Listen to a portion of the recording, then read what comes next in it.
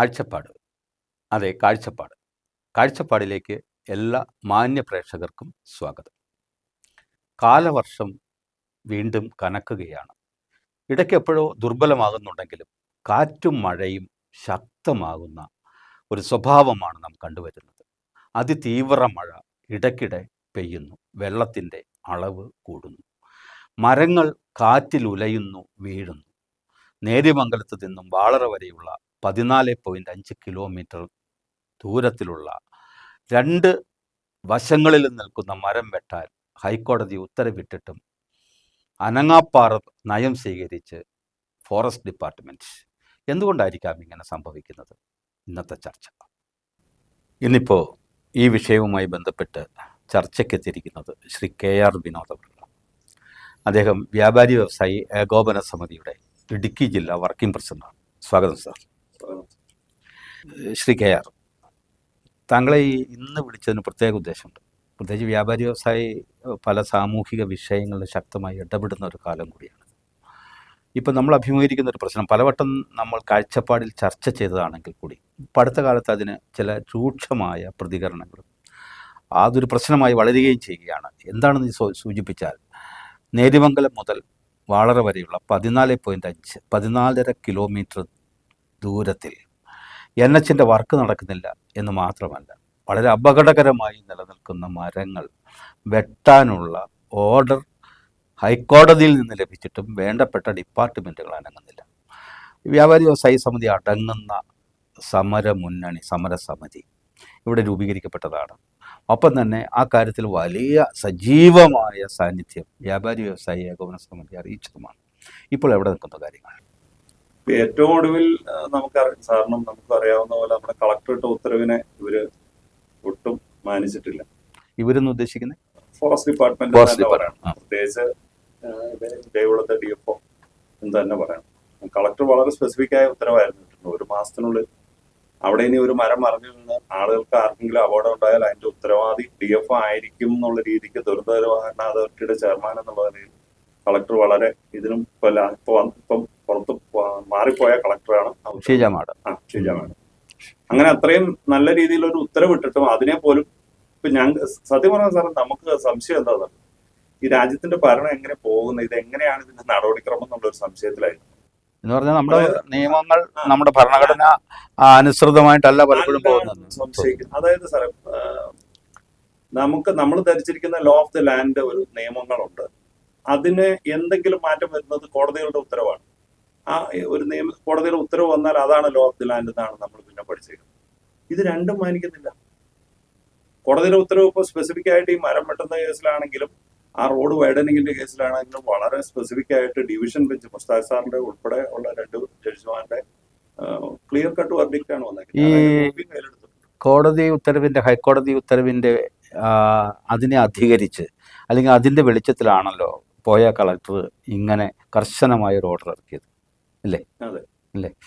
ഒരു കളക്ടറുടെ ഓർഡറിനെ ധിക്കരിക്കാൻ കഴിയുന്ന, അതാണ് ഇപ്പോൾ സൂചിപ്പിച്ച ഭരണം ഒരുപക്ഷെ എങ്ങനെയാ പോകുന്നതെന്നുള്ളൊരു ഒരു ആശങ്ക രേഖപ്പെടുത്തിയത്, അല്ലേ? അല്ല, എന്താണ് ഇതിൽ സംഭവിക്കുന്നതെന്ന് നമുക്കൊരു പൗരൻ എന്നുള്ള നിലയിൽ അത് ഞങ്ങൾക്ക്, അല്ലെങ്കിൽ നമ്മളൊരു സംഘടന എന്നുള്ള നിലയിൽ ഞങ്ങൾക്ക് മനസ്സിലാകുന്നില്ല. അത് ഹൈക്കോടതി ഇതിപ്പോ ഗവൺമെന്റിന്റെ ഭാഗമായിട്ടുള്ള ആളുകളോട്, ഒന്നുകിൽ അവരുടെ രാഷ്ട്രീയ പ്രസ്ഥാനങ്ങളോട്, അല്ലെങ്കിൽ ഗവൺമെന്റിനോട് തന്നെ ഞങ്ങൾ മുഖ്യമന്ത്രിയൊക്കെ പോയി കണ്ടിരുന്നല്ലോ. നമ്മൾ തിരുവനന്തപുരത്ത് പോയി മുഖ്യമന്ത്രിയെ കണ്ടിരുന്നു, റവന്യൂ മിനിസ്റ്ററെ കണ്ടിരുന്നു, വനം വകുപ്പ് മന്ത്രിയെ കണ്ടിരുന്നു. അവരെല്ലാം പറയുന്ന ഉറപ്പുകളും ഈ നടപ്പാക്കുന്നതും തമ്മിൽ യാതൊരു പൊരുത്തവും വരില്ല. സർ, വനം വകുപ്പിന്റെ കാര്യത്തിൽ പലപ്പോഴും ഈ പ്രാദേശിക ഗവൺമെന്റുകൾക്കും ഒപ്പം തന്നെ നമ്മുടെ സംസ്ഥാന ഗവൺമെന്റുകൾക്കൊക്കെ പരിമിതിയുണ്ട്. അത് നമുക്കൊക്കെ അറിയാലോ. കാരണം വനം നിയമവുമായിട്ട് ബന്ധപ്പെട്ട ചില കാര്യം. പക്ഷെ കോടതിക്ക് അതില്ലല്ലോ. കോടതി ഉത്തരവിട്ട് കഴിഞ്ഞാൽ പിന്നെ അത് നടപ്പാക്കണ്ടേ? ഹൈക്കോടതി ഉത്തരവിട്ട് കഴിഞ്ഞാൽ അത് നടപ്പാക്കില്ല. ആ ഉത്തരവിനെ ഇവരെ എവിടെയെങ്കിലും ഗവൺമെന്റ് തന്നെ പറഞ്ഞിരുന്നു ആ ഉത്തരവിനെ ചലഞ്ച് ചെയ്യുന്നില്ല, കാര്യം ആ ഉത്തരവ് ന്യായമാണ്, അതിന് നമ്മളിന് ഡിപ്പാർട്ട്മെന്റ് ചലഞ്ച് ചെയ്യുന്നില്ല എന്ന് പറഞ്ഞ് തീരുമാനം എടുത്ത ഈ ആദ്യം ഇത് ഗവൺമെന്റിന് ഒരു ചെറിയ ആശങ്ക ഉണ്ടായിരുന്നു. ഒരുപക്ഷെ വനം ഡിപ്പാർട്ട്മെന്റിന്റെ ഭാഗത്തു നിന്ന് വലിയ സമ്മർദ്ദം സർക്കാരിലുണ്ടായി, അപ്പീൽ പോകണം എന്ന കാര്യത്തിൽ. ചീഫ് സെക്രട്ടറിയുടെ അനുമതി വേണമായിരുന്നല്ലോ. അത് ചീഫ് സെക്രട്ടറി കൊടുക്കുമോ ഇല്ലയോ എന്ന ഒരു ആശങ്ക നിങ്ങളുടെ സമരസമിതിക്ക് ഉൾപ്പെടെ ഉണ്ടായിരുന്നല്ലോ. ചീഫ് സെക്രട്ടറിയോട് ഉൾപ്പെടെ ഇരുന്ന് സംസാരിക്കുന്ന യോഗത്തിൽ അത് ദൂരീകരിച്ചാണ് പോകുന്നത്. അതിനനുസരിച്ച് ഗവൺമെന്റിന് കൃത്യമായിട്ട് മിനിറ്റ്സും ഉണ്ട്. അപ്പീൽ പോകണ്ടെന്ന്. ഉവ്വ. കോടതിയുടെ ഉത്തരവ് വളരെ സ്പെസിഫിക് ആണ് സാർ. ഈ അപ്പൊ അത് ഞാൻ കോടതി അലക്ഷ്യമായി നമ്മളെ കേൾക്കുന്ന ആളുകൾക്ക് വേണ്ടി രണ്ട് കാര്യം പറയാം സാർ. ഉവ്വ. 17/5/1996 ഇതേപോലെ ഈ കൊച്ചി മധുര അന്ന് NH-49 എന്നുള്ള രീതിക്ക് പണിയുമ്പോൾ തടസ്സപ്പെടുത്തി വനം വകുപ്പ്. അന്ന് ഇതേ വാദം തന്നെ ഉന്നയിച്ചേ. അന്ന് ഗവൺമെന്റ് എല്ലാ പരിഗണനകൾക്ക് ശേഷം ഈ ഡിപ്പാർട്ട്മെന്റുകൾ തമ്മിലുള്ള ചർച്ചയും രേഖകളെല്ലാം പരിശോധിച്ചതിന് ശേഷം NV Madhavan secretary to government അന്നൊരു ഉത്തരവ് ഇറക്കിയിട്ടുണ്ട്. ആ ഉത്തരവിന്റെ സമയക്കുറവുകൊണ്ട് ഞാനത് ചുരുക്കി പറയാം, വായിക്കുന്നില്ല.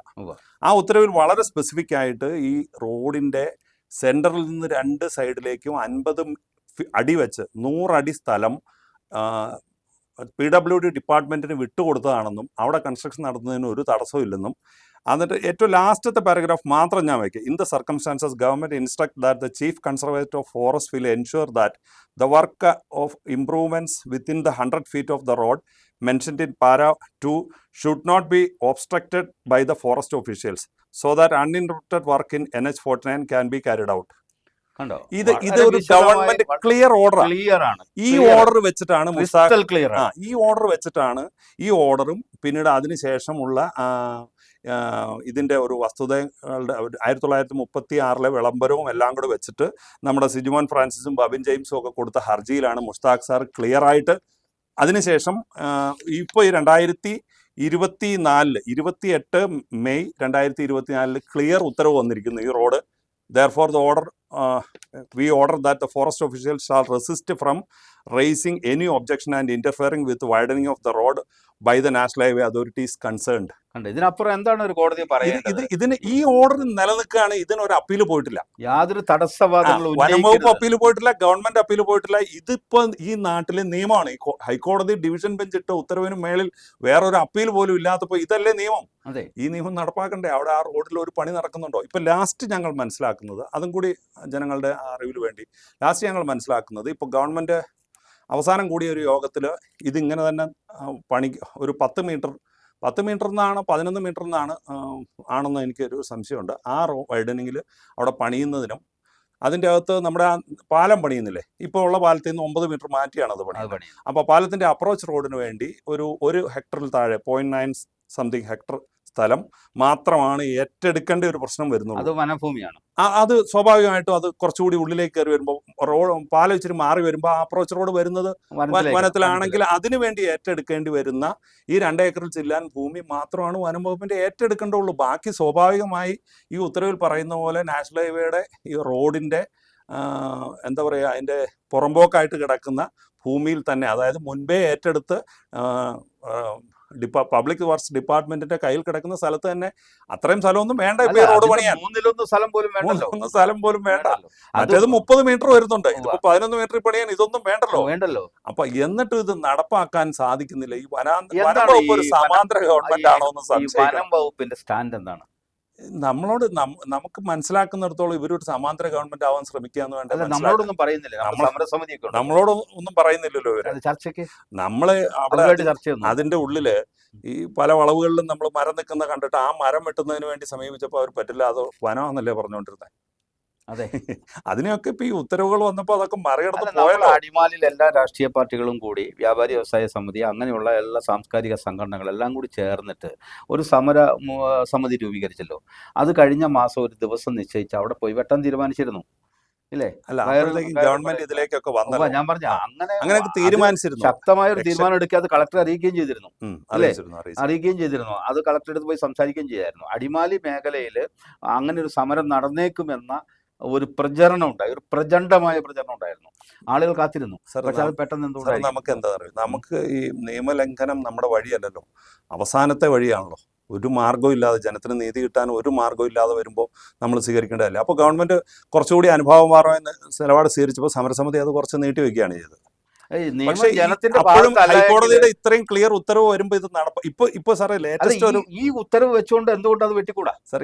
ഈ ഉത്തരവ് പോട്ടെ, അതിന് ശേഷം ഇപ്പൊ ലേറ്റസ്റ്റ് ഒരു ഉത്തരവുണ്ട്. ഈ കഴിഞ്ഞ ചൊവ്വാഴ്ച, ഇന്ന് നമ്മൾ സംസാരിക്കുന്ന വെള്ളിയാഴ്ചയാണല്ലോ, ചൊവ്വാഴ്ചയാണോ ബുധനാഴ്ചയാണോ വന്നൊരു ഉത്തരവും കൂടിയുണ്ട്. നമ്മുടെ സന്തോഷ് മാധവൻ എന്ന് പറയുന്ന ഒരു വ്യക്തി, സ്വകാര്യ വ്യക്തി, അദ്ദേഹം മുമ്പ് ഒരു രാഷ്ട്രീയ പ്രസ്ഥാനത്തിന്റെ ഭാഗമായിട്ടൂടെ മത്സരിക്കുകയൊക്കെ ചെയ്ത ആ സന്തോഷ് മാധവൻ തന്നെ ഒരു സ്വകാര്യ ഹർജി ഹൈക്കോടതിയിൽ കൊടുത്ത് അത് അതായത് ഇത്ര മരങ്ങൾ ഇങ്ങനെ നിരന്തരമായിട്ട് ഈ കളക്ടർ ഉത്തരവും എല്ലാം വെച്ചാണ് കൊടുത്തത്. മരങ്ങൾ ഇങ്ങനെ നിരന്തരമായിട്ട് വീഴുന്നുണ്ട്, ഇത് മനുഷ്യരുടെ ഇതിനു മുമ്പ് ഇങ്ങനെ ഇത്ര മനുഷ്യർക്ക് ആപത്തുണ്ടായിട്ടുണ്ട്, അതുകൊണ്ട് ഈ മരം വെട്ടാൻ എത്രയും പെട്ടെന്ന് നടപടി എടുക്കണമെന്ന് പറഞ്ഞ് ഇത് പൊതു താല്പര്യ ഹർജി കൊടുത്തു. ആ ഹർജി ഗവൺമെൻറ് അപ്പം തന്നെ കോടതി അപ്പം തന്നെ ഫയലിൽ സ്വീകരിക്കുകയും 9 റെസ്പോണ്ടൻസിന് നോട്ടീസ് അയക്കുകയും ചെയ്തു ഗവൺമെൻറ് ഡിപ്പാർട്ട്മെൻറ്റുകൾക്ക്. അതായത് പഞ്ചായത്തിന്, കളക്ടർക്ക്, ഫോറസ്റ്റ് ഡിപ്പാർട്ട്മെൻറ്റിന് എല്ലാം നോട്ടീസ് അയച്ചു. എല്ലാവരും അതിനോട് കാര്യമായി റെസ്പോണ്ട് ചെയ്തില്ല. അതിനുശേഷം കഴിഞ്ഞ ദിവസം കോടതി ഹിയറിംഗ് എടുത്ത ആ നിമിഷം തന്നെ ഈ മുഷ്താഖ് സാറിൻ്റെ ബെഞ്ച് തന്നെ, ഡിവിഷൻ ബെഞ്ച് തന്നെ 1 മാസത്തിനുള്ളിൽ ഈ വഴിയിലെ അപകടകരമായ മുഴുവൻ മരങ്ങളും നീക്കി റിപ്പോർട്ട് ചെയ്യാൻ കളക്ടർക്ക് ഗൈഡൻസ് കൊടുത്തുകൊണ്ടുള്ള ഉത്തരവ് ഇറക്കിയിരിക്കുക. ഇനിയിപ്പോൾ അതെന്ത് നടപ്പാവും? അതിന്റെ അടിസ്ഥാനത്തിൽ ആ ഉത്തരവിന്റെ കോപ്പി ഇന്ന് ഞാൻ സൈറ്റിൽ നോക്കി വന്നിട്ടില്ല, ഇല്ലെങ്കിൽ ഇന്ന് ഞാൻ അത് കൊണ്ടുതന്നെ. അല്ല, അത് ഡിലേ ആവാൻ എന്തെങ്കിലും ഇല്ല ഒന്നുമില്ല. ചിലപ്പോൾ കോടതി നടപടിക്രമത്തിന്റെ ഭാഗമായി ഒന്നുകിൽ ചൊവ്വാഴ്ച അല്ലെ വെള്ളിയാഴ്ചകളിലൊക്കെയാണ് ഇത് അപ്ലോഡ് ചെയ്ത് വരുന്നത്. നെക്സ്റ്റ് ചൊവ്വാഴ്ച കിട്ടും. ഒന്ന് ഇന്റർഫിയർ ചെയ്തുകൊണ്ടോ അല്ലെങ്കിൽ ഇടപെട്ടുകൊണ്ട് താമസിപ്പിക്കാനൊന്നും പറ്റില്ല, കോടതി ഓർഡർ അല്ലേ. ഞാൻ ചോദിക്കുന്നു, ഇത് പുതിയ കളക്ടർ ശ്രീമതി വിഘ്നേശ്വരി, ബഹുമാനപ്പെട്ട കളക്ടർ, ചാർജ് എടുത്ത ഉടനെ ഈ സംഭവ സ്ഥലത്ത് വന്നല്ലോ. അവർ കാണുകയാണ് നമുക്ക് തോന്നുന്നത്. പക്ഷെ എന്നിട്ടും ഇങ്ങനെ ഇപ്പൊ ഈ പുതിയ ഓർഡർ വന്നു കഴിഞ്ഞാൽ പ്രതീക്ഷിക്കുന്നുണ്ടോ എന്തെങ്കിലും? അതായത് നമ്മൾക്ക് ആശങ്ക എന്താണെന്ന് അറിയോ, ഇതിനു മുമ്പത്തെ കളക്ടർ ഇട്ട ഓർഡർ, ഇനി ഒരു മരം വീണാൽ അതിന്റെ ഉത്തരവാദി നിങ്ങളായിരിക്കുന്നു, ഡിസാസ്റ്റർ മാനേജ്മെന്റ് അതോറിറ്റിയുടെ ചെയർമാൻ എന്നുള്ള നിലയിൽ ഇട്ട ഉത്തരവിനെ ഇവർ മാനിച്ചില്ല, ഒരു മരവും വെട്ടിയില്ല. ഇപ്പോഴും അതിനുശേഷം മരം വീണു, ദൈവാനുഗ്രഹം കൊണ്ട് ആൾക്കൊന്നും പറ്റിയില്ല എന്നുള്ളൂ. അപ്പൊ വീണോണ്ടിരിക്കുകയാണ്. ഇന്ന് മുഖ്യധാരാ പത്രങ്ങളെല്ലാം തന്നെ റിപ്പോർട്ട് ചെയ്തിട്ടുണ്ട്. ഇതിന്റെ ആശങ്ക അവർ രേഖപ്പെടുത്തിയിട്ടുണ്ട്. ഇതിന്റെ ഗൗരവം ജനങ്ങളെ ബോധ്യപ്പെടുന്ന വാർത്തകളിൽ നിന്ന് മനോരമ ഉൾപ്പെടെയുള്ള പത്രങ്ങളിലുണ്ട്. ഞാൻ ചോദിക്കുന്നത്, എന്നിട്ടും ഇത് വീണ്ടും ചർച്ചയ്ക്ക് വിധേയമാവുകയും സംഭവത്തിന്റെ ഗൗരവം വല്ലാതായി മാറുമ്പോഴും ഈ ഭരണാധികാരികൾ ഇങ്ങനെ യാതൊരു തരത്തിലും ഇടപെടുന്നില്ല എന്ന് വെച്ചാൽ എന്താ സാർ, ഞാൻ പറഞ്ഞില്ലേ, നമുക്ക് മനസ്സിലാകുന്നില്ല ഇതെന്താ സംഭവിക്കുന്നത്. കോടതി ക്ലിയർ കട്ടായിട്ട് ഉത്തരവുകൾ ഇടുന്നു. വീണ്ടും ഈ മരത്തിന്റെ കാര്യത്തിൽ മാത്രം ഇപ്പോഴത്തെ സ്പെസിഫിക് ഉത്തരവ് ഈ 1 മാസത്തെ കാലാവധിയാണ്. ആ ഉത്തരവിന് ഈ 1 മാസം എന്താ സംഭവിക്കാന്ന് നമ്മൾ നോക്കാം എന്നല്ലാതെ നമുക്ക് എന്താ പറയാൻ പറ്റില്ല. ഈ ഡിസാസ്റ്റർ കമ്മിറ്റിയുടെ ചെയർമാൻ അങ്ങനെ ഒരു ഉത്തരവിടുമ്പോൾ എന്തെങ്കിലും അബദ്ധം വീണ് നിർഭാഗ്യം കൊണ്ട് ഒരാൾക്ക് എന്തെങ്കിലും സംഭവിച്ചാൽ അതിന്റെ ഉത്തരവാദിത്വം DFO ഏറ്റെടുക്കണമെന്ന് പറഞ്ഞാൽ അതിന്റെ അർത്ഥം അത് കൊലക്കേസിന് അങ്ങയുടെ പേരിൽ കേസ് വരുമെന്നല്ലേ? വരും തന്നെയാണ്. അയാളുടെ ഭാഗ്യം കൊണ്ടാവാം, അല്ലെങ്കിൽ എന്തായാലും അങ്ങനെ ഒരു സംഭവം വന്നില്ല. എന്നിട്ട് അങ്ങനെ കളക്ടറുടെ ഉത്തരവിനെ ഇങ്ങനെ നിർദാക്ഷിണ്യം ഒന്ന് മനസ്സിലാക്കണേ. ഇപ്പൊ ഈ നാട്ടിലൂടെ സഞ്ചരിക്കുന്ന ടൂറിസ്റ്റ് അടക്കം സാധാരണ മനുഷ്യരുടെ അടക്കം ജീവൻ ഇവരെന്ത് വില കാണുന്നുണ്ട്? അതാണ് നമ്മുടെ സംശയം.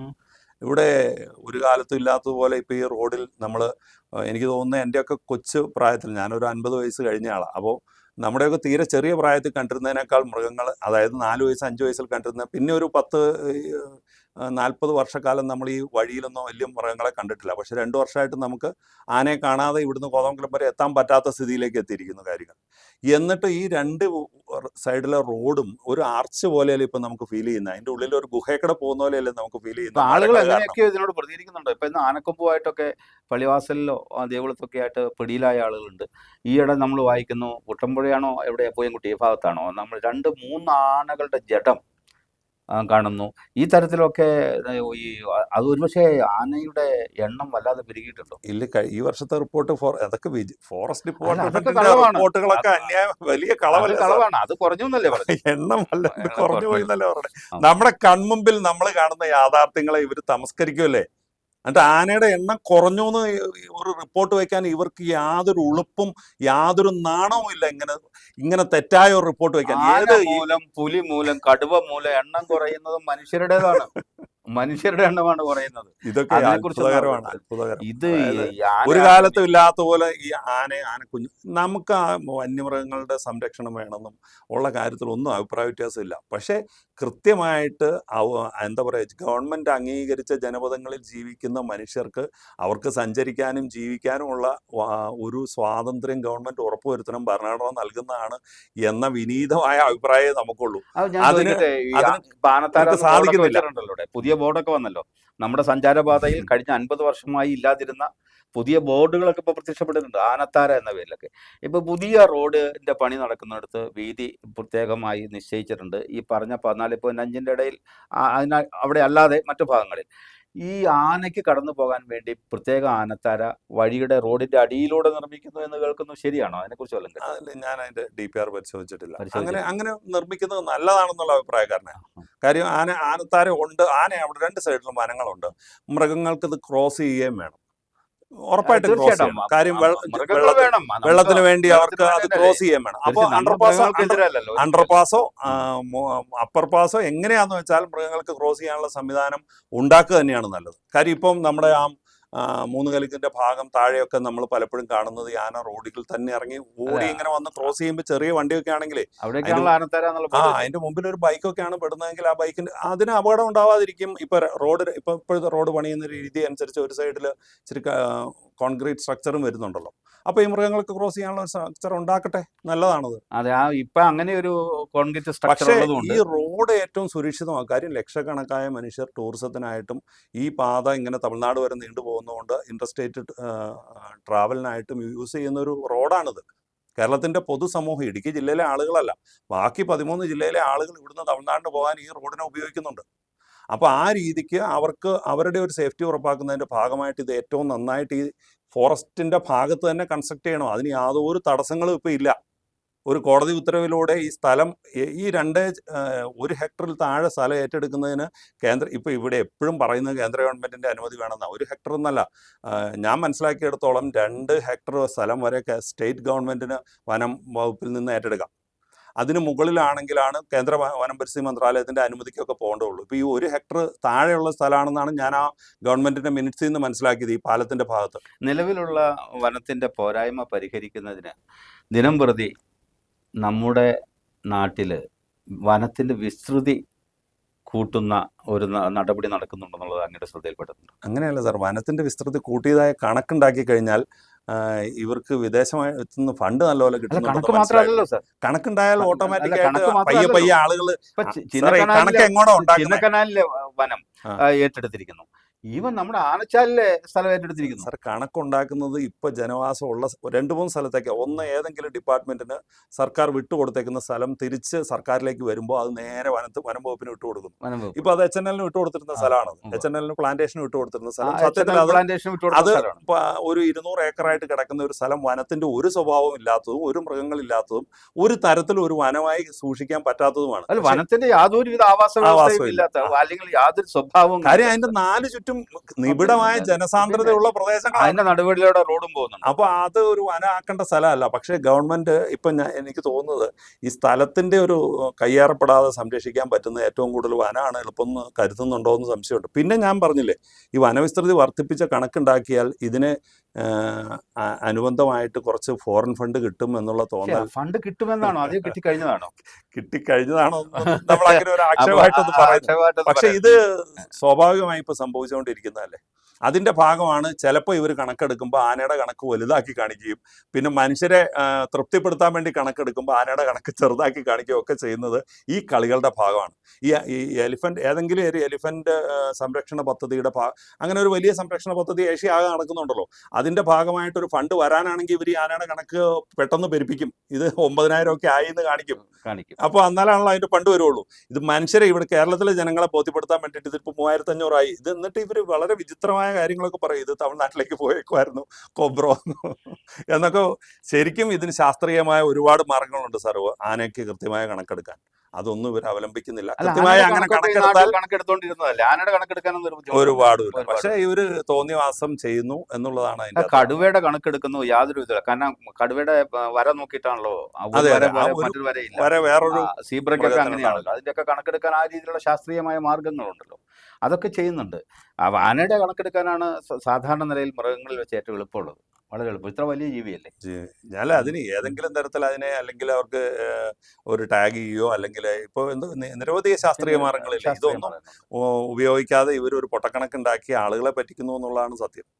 എല്ലാ മേഖലയിലും ഇതിന്റെ ശല്യം കാരണം പല സ്ഥലങ്ങളിലും ഇപ്പം മാങ്കുളം പോലെയുള്ള സ്ഥലങ്ങളൊക്കെ മനുഷ്യർ കൃഷി ഉപേക്ഷിച്ച് പോകുന്ന സ്ഥിതിയിലേക്ക് തന്നെ എത്തുമല്ലേ. അല്ല എല്ലാം പല വേറൊരു നാട്ടിൽ പോലും അങ്ങനെ, മാർഗ്ഗമില്ലല്ലോ. നാട്ടിൽ ആ പോലും അങ്ങനെ ആ ആയിക്കഴിഞ്ഞു. ഇപ്പൊ നമ്മളിപ്പോ ഇവിടുത്തെ ഈ ആ ഇടുക്കിക്കാരന്റെ കഥ പറയണ്ട, പെരുമ്പാവൂരും നമ്മുടെ കോടനാടും എല്ലാം സംഭവം ഒക്കെ ശരിയായി. തൊടുപുഴ ആയാലും മലയാറ്റൂരും പാലായിലും ആ ഒക്കെ അങ്ങനെ തൊടുപുഴയുടെ സംഭവിക്കുന്നുണ്ട്. അപ്പുറത്തെ പ്രദേശങ്ങളും ഒക്കെ പോയി കഴിഞ്ഞാൽ എല്ലാ ഇതേ സെയിം പ്രദേശങ്ങളിലും കാട്ടുപന്നിയെ തട്ടിയിട്ട് നടക്കാൻ പറ്റാത്ത അവസ്ഥയായി. കൃഷി കാട്ടുപന്നി സാധിക്കില്ലാത്ത കൃഷി ഒരു അവസ്ഥയിലേക്ക് സാധിക്കില്ലാത്ത എത്തി. ഒരവസ്ഥയായി. മനുഷ്യരെങ്ങനെ ജീവിക്കുന്നു എന്നുള്ളത് അറിയില്ല. ആ തരത്തിലേക്ക് വലിയ പ്രശ്നമാണ്.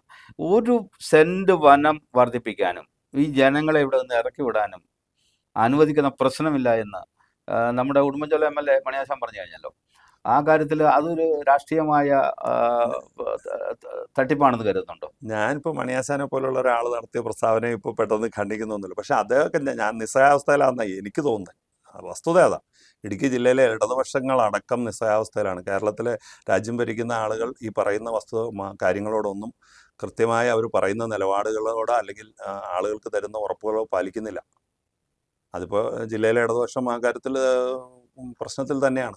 ഈ ഇപ്പൊ CPI ഞാനൊരു ഉദാഹരണം പറയാം സാറേ. നമ്മുടെ ഭൂമി വിഷയത്തിൽ നമ്മുടെ എല്ലാ വിഷയവും പരിഹരിച്ചു എന്നും പറഞ്ഞൊരു നിയമം കൊണ്ടുവന്നല്ലോ. ഉവ്വ. അതിന് ചട്ടം ഉണ്ടാക്കാൻ ഭൂപതിവ് ചട്ടം പുതിയ നിയമം നിയമം പുതിയ നിയമം കൊണ്ടുവന്നല്ലോ. ഉവ്വ. ആ നിയമത്തിന് ഇതുവരെ ചട്ടം ഇപ്പൊ ഉണ്ടാവും. 3 മാസത്തിനുള്ളിൽ ചട്ടം ഇറങ്ങുമെന്നാ പറഞ്ഞു. പക്ഷെ 3 മാസം എന്നുള്ളത് 6 മാസം 9 മാസം ഒക്കെ കഴിഞ്ഞല്ലോ. ചട്ടമൊന്നും വന്നിട്ടില്ലല്ലോ ഇതുവരെ. ഈ ചട്ടം ഉണ്ടാക്കാൻ എന്താ വേറെ എന്തെങ്കിലും തടസ്സം ഉണ്ടായിട്ട്? സത്യത്തിൽ ഈ നിയമം പോലും ഇല്ലാതെ വെറും ചട്ടത്തിലെ ഒരു ഭേദഗതി കൊണ്ട് ഈ വിഷയം പരിഹരിക്കാമെന്ന് ഞങ്ങൾ പറഞ്ഞപ്പോൾ ഞങ്ങളെ വല്ലാണ്ട് കളിയാക്കി. പക്ഷെ അതാണ് യാഥാർത്ഥ്യം. ഇപ്പോഴും തിരിച്ച് അതിലേക്ക് വരുമോന്ന് ഞങ്ങൾ പക്ഷെ അത് അങ്ങനെ നിങ്ങൾ പറഞ്ഞ രീതിയിൽ നടപ്പാക്കാൻ ഒരു ഉദ്ദേശമില്ലല്ലോ. 1964 ഉണ്ടാക്കിയ ഒരു ചട്ടം ഗവൺമെന്റിന് 10, 60, 70 വർഷം 64, 70 വർഷം കഴിയുമ്പോൾ ആ ചട്ടത്തിലൊരു പോരായ്മയുണ്ട്. ആ ചട്ടം മാത്രം ഭേദഗതി ചെയ്താൽ പോരെ. അതിന് പകരം പുതിയ നിയമം ഉണ്ടാക്കി 5 തരത്തിലുള്ള സെസ് ഏർപ്പെടുത്താൻ അല്ലെങ്കിൽ ടാക്സ് ഏർപ്പെടുത്താൻ 51 ശ്രമിച്ചു. വില്ലേജുകൾ ഉൾപ്പെടുത്തിക്കൊണ്ട് ആ ഇതിന്റെ വീണ്ടും ജനങ്ങളെ ഞെരുക്കുന്ന ഒരു അവസ്ഥയിലേക്കാണല്ലോ അല്ല, വീണ്ടും അത് ആ വരുന്നത്. ഡ്രാഫ്റ്റ് നോട്ടിഫിക്കേഷൻ വീണ്ടും വന്നു. പക്ഷെ അതിൽ പുതിയ ഒരു ഫൈനൽ നോട്ടിഫിക്കേഷൻ വരുമ്പോൾ ഈ പ്രശ്നങ്ങൾ ഒഴിവാകും എന്നാണ് ഇപ്പോൾ ഗവൺമെന്റ് പറയുന്നത്. നമുക്ക് പക്ഷേ അതിന് 100% വിശ്വാസം ഇപ്പോഴും ഇല്ല. റെഡ് സോണൊക്കെ എണ്ണം കൂടി വരിക. അല്ല സാറേ, അതിലും ഇത് തന്നെയാണ് സംഭവിക്കണം. വിസ്തൃതി വീണ്ടും കുറച്ചിട്ടുണ്ടെന്ന് ഇവർ പറയണം. ഈ വയനാട് സംഭവത്തോട് പക്ഷെ കൂടി നമ്മുടെ ആക്ച്വലി വയനാട്ടിൽ വില്ലേജുകളുടെ കണക്കൊക്കെ എടുക്കുമ്പോൾ ഒന്നും കുറഞ്ഞിട്ടില്ല. ഇപ്പൊ ഈ അതാ വില്ലേജുകളെല്ലാം ഞാൻ ഇപ്പൊ പറഞ്ഞത്. ESA ആയിട്ട് തന്നെയാണ് ESA കിടക്കുന്നത്. ആയിട്ട് തന്നെയല്ലേ ഇതിലെ കിടക്കുന്നത്. മറ്റേ പണ്ടത്തെ ആ ഉമ്മൻ കമ്മിറ്റി റിപ്പോർട്ടും അതിനുശേഷം ഒരു മാർക്കിങ്ങും ഒക്കെ നടത്തി നമ്മൾ കൊടുത്തതിനനുസരിച്ച് ഇപ്പോൾ 9,900 സംതിങ് ഹെക്ടർ എന്നുള്ളത് 8,000 ഒരു 900 ഹെക്ടർ ചെല്ലാൻ താഴെ കുറവ് വരുത്തി. അത് ESA ആയിട്ട് വരുമ്പോൾ ജനവാസ മേഖല രക്ഷപ്പെടുമെന്നാണ് ഇതുവരെ കിട്ടിയിരിക്കുന്ന വാഗ്ദാനങ്ങൾ. അത് പാലിക്കപ്പെടുമോ എന്നുള്ളത് നമുക്കിനി ഫൈനൽ നോട്ടിഫിക്കേഷൻ വന്നാൽ അറിയാൻ പറ്റുള്ളൂ. ഞാനേ ഈ മുണ്ടക്കൈ അതുപോലെ തന്നെ ചൂരൽമല റാണിമല പ്രദേശങ്ങളിലുണ്ടായ ഉരുൾപൊട്ടൽ, വയനാട് ദുരന്തം, അതിൻ്റെ വെളിച്ചത്തിൽ ഇത്തരം നടപടികൾ കുറെ കൂടി ശക്തമാകാനല്ലേ സാധ്യത? സർ, വസ്തുത പരിശോധിച്ചാൽ മുണ്ടക്കയിലെയും വയനാട്ടിലെയും ഇപ്പം നമ്മുടെ ജില്ലയിൽ തന്നെ മൂന്നാറിന് അവിടെ രാജമലയിലൊക്കെ നടന്ന ഉരുൾപൊട്ടലുകളുടെ വസ്തുത പരിശോധിച്ചാൽ ഉരുൾപൊട്ടൽ ജനവാസ മേഖല അനിയന്ത്രിതമായി പെരുകുന്നതോ കാട്ടിലേക്കുള്ള അതിക്രമിച്ച് കയറുന്നതോ അല്ലെങ്കിൽ വലിയ കോറികൾ ഉണ്ടാക്കുന്നതോ ഒക്കെ നിയന്ത്രിക്കപ്പെടണമെങ്കിൽ നിയന്ത്രിക്കപ്പെട്ടിട്ടുണ്ട്. പക്ഷേ ഈ പറയുന്ന ഉരുൾപൊട്ടലുകളുടെ ഒന്നും കാരണം ഇതല്ലായിരുന്നു എന്നും കാലാവസ്ഥാ വ്യതിയാനം മൂലം വലിയ തോതിലുള്ള ഒരു പ്രദേശത്തിന് താങ്ങാൻ പറ്റുന്നതിനപ്പുറമുള്ള മഴയുണ്ടായതാണെന്നും ഈ വനത്തിൻ്റെ ശരിക്കും നിബിഡ വനങ്ങൾക്കുള്ളിലാണ് ഈ 2 സ്ഥലത്തും വലിയ ഉരുൾ ആരംഭിച്ചിരിക്കുന്നത്. അത് താഴേക്ക് വന്നപ്പോൾ ജനവാസ മേഖലയിലേക്കാണ് ഒഴുകിയെത്തിയത്. ആ ഭാഗത്തെ ജനവാസ മേഖലയും കൂടി തുറന്നു നിൽക്കപ്പെട്ടു എന്ന വസ്തുത വെച്ചുകൊണ്ടല്ലാതെ ഇതിനെ ചർച്ച വളരെ ചെയ്യാനും പറ്റില്ലല്ലോ. യാഥാർത്ഥ്യം. കാര്യം ഇത്രയും ഒരു വലിയ തോതിൽ നടന്ന ഒരു സംഭവത്തിന് ശേഷം നമ്മൾ ഈ വിഷയം ചർച്ച ചെയ്യുമ്പോൾ സത്യസന്ധമായ വിഷയങ്ങൾ ചർച്ച വളരെ ചെയ്യണ്ടേ? വസ്തുതാപരമായ ഒരു കാര്യമാണത്. ഒത്തിരി ആളുകൾ ശാസ്ത്രീയമായ ഈ ഈ ഈ സത്യം വിളിച്ചു പറയുന്നുണ്ട്. പക്ഷെ നമ്മുടെ പരിസ്ഥിതിക്കാർ പലരും ഇത് അംഗീകരിച്ചു വരുന്നില്ല ഇപ്പോഴും. അതിപ്പോൾ മുണ്ടക്കൈ ഭാഗത്ത് ഉരുൾ പൊട്ടിയത് തീർച്ചയായിട്ടും ഏറ്റവും അങ്ങേയറ്റത്ത് കന്യാവനങ്ങൾ പോലുള്ള സ്ഥലത്താണ് ഉരുൾപൊട്ടും. പ്രത്യേകിച്ച് ഇവിടെ നമുക്ക് അറിയാവുന്നതാണല്ലോ. പെട്ടിമുടി നമുക്ക് വളരെ ശക്തമായിട്ട് അറിയാം. പെട്ടിമുടിയിൽ നിന്ന് നമ്മൾ ഇവിടെ നിന്ന് അങ്ങോട്ടേക്കുള്ള യാത്രക്കിടയിൽ വളരെ അകലെ കാട്ടിൽ നിന്നാണ് അത് ഒലിച്ചു നമുക്ക് അവിടെ ഒന്നും വന്നിരിക്കുന്നത്. മനുഷ്യന്റെ ടച്ച് ഇല്ലാത്ത സ്ഥലമാണ്. മനുഷ്യന്റെ മനുഷ്യൻ സ്പർശമില്ല. പാദസ്പർശം ഏക്കാത്ത പാദസ്പർശം സ്ഥലത്താണ് ഏക്കാത്ത ഉരുൾപൊട്ടിയിരിക്കുന്നത്. സ്ഥലത്താണ് നമുക്ക് ഉറപ്പ് പറയാൻ പറ്റും. സത്യമാണ് അങ്ങ് പറഞ്ഞത്. തീർച്ചയായിട്ടും അതിതീവ്രമായ മഴ, അത് കാലാവസ്ഥാ വ്യതിയാനം മൂലം സംഭവിക്കുന്നതാണ്. അതിതീവ്രമായ മഴ ഒരു സ്ഥലത്ത് കേന്ദ്രീകരിച്ച് പെയ്യുന്നുണ്ടാണ് അത് സംഭവിക്കുന്നത്. കേന്ദ്രീകരിച്ച് പെയ്യുന്നു. മിനിമം ടൈമിനുള്ളിൽ ഓവറായിട്ട് ഇപ്പം തന്നെ നമുക്കറിയാം ഒരു മിനിമം ഒരു 20 സെന്റിമീറ്ററിന് മുകളിലേക്കൊക്കെ മഴ പോയാൽ തന്നെ പ്രശ്നങ്ങളാണ്. ഇപ്പൊ മുണ്ടക്കയിലെ വലിയ പ്രശ്നം ഉണ്ടായത് ചുരൽമല പ്രശ്നം ഡാം പ്രതിഭാസമാണെന്ന് ജോൺ മത്തായി അവസാനം കണ്ടെത്തിയിട്ടുണ്ട്. അതിൽ എത്രമാത്രം ശരിയാണെന്ന് നമുക്കറിയില്ല. ആദ്യത്തെ ഉരുൾപൊട്ടലിൽ അല്ല, ആ ഒലിച്ചു വന്ന വിഷയത്തെയൊക്കെ സത്യസന്ധമായിട്ട് ഇവർ പഠിക്കട്ടെ. ഈ ഈ ഈ പറയുന്ന എന്ത് സംഭവിച്ചാലും എവിടെ ഉരുളൊക്കെ നേരത്തെയും പൊട്ടിയിട്ടുണ്ട്, ഇപ്പോഴല്ല. ഇപ്പൊ നമുക്ക് 900 വർഷം മുമ്പ് തൊട്ടുള്ള മനുഷ്യൻ നമ്മുടെ ഓർമ്മകളിൽ അല്ലെങ്കിൽ ആദ്യകാലത്തൊക്കെ ചരിത്രത്തിലൊക്കെ ഉരുൾപൊട്ടി ആയിരക്കണക്കിന് ഉണ്ടായ വർഷം സ്ഥലങ്ങളുണ്ട്. മുമ്പ് അപ്പൊ അത് ഉണ്ടായിട്ടുണ്ട്. പക്ഷെ ഇപ്പൊ ഈ സ്ഥലങ്ങളിൽ ഉണ്ടായ വിഷയത്തിൽ ശാസ്ത്രീയമായി സത്യസന്ധമായ ഒരു പഠനം നടത്തട്ടെ. അതിനു മുമ്പ് ഇതെല്ലാം ഗാഡ്ഗിലിനെ വിളിക്കൂ രക്ഷിക്കൂ എന്നൊക്കെ പറയുന്നത് വേറെ ചില അജണ്ടകളുടെ ഭാഗമാണ്. ഈ ഗാഡ്ഗിൽ റിപ്പോർട്ടൊക്കെ നമ്മൾ വീണ്ടും പണ്ട് പറഞ്ഞ പോലെ തന്നെ പറയുന്നു. ഇത് ഈ പശ്ചിമഘട്ട മേഖലയെ ഒരു പരിസ്ഥിതിയുടെ കാര്യത്തിൽ കുറെ ഒരു കപടം ടാഗ് ചെയ്ത് ഒരു മേഖലയായിട്ട് പ്രഖ്യാപിച്ച് വിദേശ ഫണ്ട് നേടിയെടുക്കുന്നതിനുള്ള ഒരു ശ്രമത്തിന്റെ ഭാഗം തന്നെയാണ്. അങ്ങനെയുള്ള ആളുകൾ ഇപ്പോഴും എന്ത് പ്രശ്നം ഉണ്ടായാലും ആ മുറവിളി വീണ്ടും ആവർത്തിക്കുന്നു ഒരു എന്ന് വെച്ചാൽ ജനാധിപത്യ സമൂഹത്തിലാണ് ഇത് നടക്കുന്നതെന്ന് ഓർക്കണം. എന്ന് പറഞ്ഞാൽ ഭരണകർത്താക്കൾ ഈ പറയുന്ന ഗൂഢമായ ചില, നമ്മൾ അങ്ങനെയൊന്നും ആരോപിക്കുന്നില്ല, പക്ഷെ എന്നാൽ പോലും ഈ അങ്ങനെ സംശയം ഉണ്ടാക്കുന്ന നിഴലിൽ നിൽക്കുന്നത് ശരിയല്ലല്ലോ. ഇതാണ് സാർ. ഇപ്പോൾ ഈ നാട്ടിലെ മറ്റ് ലോ റേഞ്ചിൽ താമസിക്കുന്ന മനുഷ്യർക്ക് ഒരു ആശങ്കയും ഭയവും ഉണ്ടല്ലോ. അവരിലാണ് ഈ ആശങ്ക വലിച്ചു കയറ്റുന്നത്. അവരോട് പറയുന്ന ഹൈ റേഞ്ചിൽ ഉണ്ടാകുന്ന ഈ കൃഷിയും ഈ പ്രശ്നങ്ങളും ഒക്കെയാണ് ഇതിന്റെ എല്ലാ അടിസ്ഥാന കാരണം. ഇവിടെ വെള്ളം കിട്ടണമെങ്കിൽ ഇപ്പോൾ ഈ ഹൈ റേഞ്ചിലെല്ലാം വനമാവണം എന്നൊരു ധാരണ ഈ ലോ റേഞ്ചിലുള്ള സാധാരണക്കാർക്ക് ഈ കപട പരിസ്ഥിതിവാദികൾ കൊടുക്കുന്നു. അതിന്റെ ചുറ്റിപ്പറ്റിയുള്ള ചർച്ചകളാണ് ഇപ്പോഴും ഇതിനെ ഇങ്ങനെ വലുതാക്കി കൊണ്ടുവരുന്നത്. ശരിക്കും ശാസ്ത്രീയമായ ഒരു ചർച്ചയും നടക്കുന്നില്ല. എന്നാൽ ഇപ്പോഴും നോക്കേണ്ടത് സാറേ, ഇപ്പൊ മാങ്കുളം ഏറ്റവും പരിസ്ഥിതി ദുർബല പ്രദേശം എന്ന് വരെ പ്രഖ്യാപിച്ച് ഇവരേറ്റവും ജനവാസത്തെ ഇല്ലായ്മ ചെയ്യാൻ ശ്രമിക്കുന്ന സ്ഥലം. അവിടെ ഇപ്പോഴും വലിയ മല തുരന്ന് വലിയ പാറ പൊട്ടിച്ച് ഒരു ഹൈഡ്രോളിറ്റിക് പ്രോജക്റ്റ് പണി നടന്നുകൊണ്ടിരിക്കുകയാണ്. നമുക്കെല്ലാം അറിയാം. സാധാരണക്കാരന്റെ പിന്നെ പുരയിടം 5, 6, 10 ഏക്കറുകൾ KC ബോർഡ് ഏറ്റെടുത്ത് അവരുടെ കാച്ച്മെന്റ് ഏരിയയിൽ അല്ല, അത് വലിയ മല തുരന്ന് പണി നടക്കുക. അതിനൊരു പാരിസ്ഥിതിക പ്രശ്നവും നാട്ടിലുള്ള ഒരാൾക്കും ഇല്ല. കൃഷി നമ്മുടെ എന്താ പറയുക, ഈ സോക്കോൾഡ് പരിസ്ഥിതിവാദികൾക്കും ഒരു പ്രശ്നമില്ല. ഇനി ഇടുക്കിയിൽ 2-3 ഡാമും കൂടെ പണിയണമെന്ന് പറഞ്ഞാൽ അവർ മല തുറക്കുന്നതിന് അതിന് തടസ്സമില്ല. കേന്ദ്രീകരിച്ച് നടക്കുന്നുണ്ടല്ലോ, പണി നടക്കുന്നുണ്ടല്ലോ. എവിടെ നമ്മൾ നോക്കിയാലും ഇവര് ചെയ്യുന്നത് ഈ മല തുറന്നുള്ള പണി. ഇതൊന്നും വേണ്ടാന്നുള്ള അഭിപ്രായം അല്ലാട്ടോ നമ്മൾ പറയുന്നത്. ഇതൊക്കെ വേണം ഒരു ആധുനിക സമൂഹത്തിൽ. പക്ഷെ ആ പ്രദേശത്തെ സാധാരണ മനുഷ്യരുടെ കൃഷിയാണ് പ്രശ്നം എന്ന് പറഞ്ഞുകൊണ്ട് ഇത്തരത്തിലുള്ള വലിയ പാറപൊട്ടിക്കലും പരിപാടിയും ചെയ്യുമ്പോൾ അതിലെ ഇരട്ടത്താപ്പം ഒന്ന് പറഞ്ഞതേ ഉള്ളൂ. പാറപൊട്ടിക്കൽ മാത്രോ? ഈ ഡാമിലെല്ലാം വെള്ളമല്ലേ കെട്ടി നിൽക്കുന്നത്. എത്രയോ വലിയ അളവിലാണ് വെള്ളം കെട്ടി നിൽക്കുന്നത്. ഇപ്പൊ മുല്ലപ്പെരിയാറിനെ കുറിച്ച് ഇപ്പം പുതിയ കഥകൾ പുതിയ കഥകൾ ഉണ്ടാക്കി തരുമല്ലേ. അത് പിരമിഡ് ഷേപ്പാണ്, ഗ്രാവിറ്റി ഡാമാണ്, അങ്ങനെയാണ് ഇങ്ങനെയാണ്, അത് ഒരു കാലത്തും പൊട്ടൂല, അതിൽ സുർക്കി ഇപ്പൊ ഇല്ല, എല്ലാം സിമെന്റ് ആണ് എന്നൊക്കെയല്ലേ പറയണേ. അപ്പൊ അതായത് ഇപ്പോ ശരിക്കും പറഞ്ഞ ആ വിഷയത്തെ ഭരണത്തിനനുസരിച്ച് ആളുകൾ ലഘൂകരിക്കുക. പിരമിഡിന് ഒരു കുഴപ്പമില്ല, 5000 വർഷം ഉണ്ടെന്ന്. പിരമിഡിലുള്ള സമ്മർദ്ദം ആരെങ്കിലും ചെലുത്തുന്നുണ്ടോ? വായു അല്ലാതെ, കാറ്റടിക്കുന്നതല്ലാതെ പിരമിഡിൽ എന്തെങ്കിലും സമ്മർദ്ദം, വെള്ളത്തിന്റെ സമ്മർദ്ദം ഉണ്ടോ? അപ്പൊ ഇവിടെ എന്നിട്ട് പറയാണ് പിരമിഡ്. ആളുകൾക്ക് വലിയൊരു ആശങ്ക ഒഴിഞ്ഞു പോകുന്നത് നല്ലതാണ്. നല്ലതായതുകൊണ്ട് നമുക്ക് അതിലേക്ക് ചർച്ച പോകേണ്ടത്. തീർച്ചയായിട്ടും അത് ഒഴിഞ്ഞു പോകും. താഴെയുള്ള മനുഷ്യരെ നമ്മൾ പലരെയും പരിചയപ്പെടുമ്പോൾ അവരൊക്കെ ഉറങ്ങുന്നത് പേടിച്ചിട്ടാ. എൻ്റെ താഴെ മാത്രമാണോ? ഇങ്ങനെയാണെങ്കിൽ നമുക്ക് താഴോട്ടുള്ള എല്ലാ ആളുകളും അങ്ങനെ. സാർ, വേറൊരു വിചിത്രമായ ചർച്ച ശ്രദ്ധിച്ചിട്ടുണ്ടോ? പല വിദഗ്ധന്മാരും വന്ന് നമ്മുടെ പ്രധാന TV ചാനലുകളിൽ ഇരുന്ന് ന്യായീകരണം പറയണത് എന്താണെന്നറിയോ? മുല്ലപ്പെരിയാർ പൊട്ടിയാലും കുഴപ്പമില്ല, ഇടുക്കി ഡാം താങ്ങുന്ന. എന്ന് പറഞ്ഞാൽ എന്താണെന്നറിയോ? അതിന്റെ ഇടയിലുള്ള കിലോമീറ്ററുകൾ ഭാഗത്തുള്ള 10,000-കണക്കിന് മനുഷ്യരുടെ ജീവൻ ഇവർക്ക് യാതൊരു പ്രശ്നമില്ല. ഇവിടുന്ന് പൊട്ടി താഴേക്ക് പോയാൽ മാത്രം അവർക്ക് പ്രശ്നമുള്ളൂ. ഈ ഹൈ റേഞ്ചിലെ കുറച്ച് കൂലിപ്പണിക്കാര്, കുറച്ച് കൃഷിക്കാര്, കുറച്ച് ഭാഷാന്യൂനപക്ഷങ്ങള്, കുറച്ച് എസ്റ്റേറ്റുകള്, ഇതൊക്കെ പോയാലും കുഴപ്പമില്ല എന്നുള്ള മനുഷ്യത്വമുള്ളവർക്ക് അങ്ങനെ ചർച്ച ചെയ്യാൻ പറ്റത്തില്ല. ഇടുക്കിയുടെ കാലാവധിയും കഴിയുകയാണെന്ന് അവർ അറിയുന്നില്ല, അതും കഴിഞ്ഞിരിക്കുകയാണെന്നുള്ളത് അറിഞ്ഞിരിക്കും. അപ്പോൾ തന്നെയല്ല, ഇടുക്കിയെ സംബന്ധിച്ച് എന്താണ് ഇത്ര ഉറപ്പ്? അവരതിൻ്റെ പ്രത്യേകത എത്രമാത്രം പഠിച്ചിട്ടുണ്ട് എന്നതിനെ സംബന്ധിച്ച് നമുക്ക് അറിഞ്ഞുകൂടാ.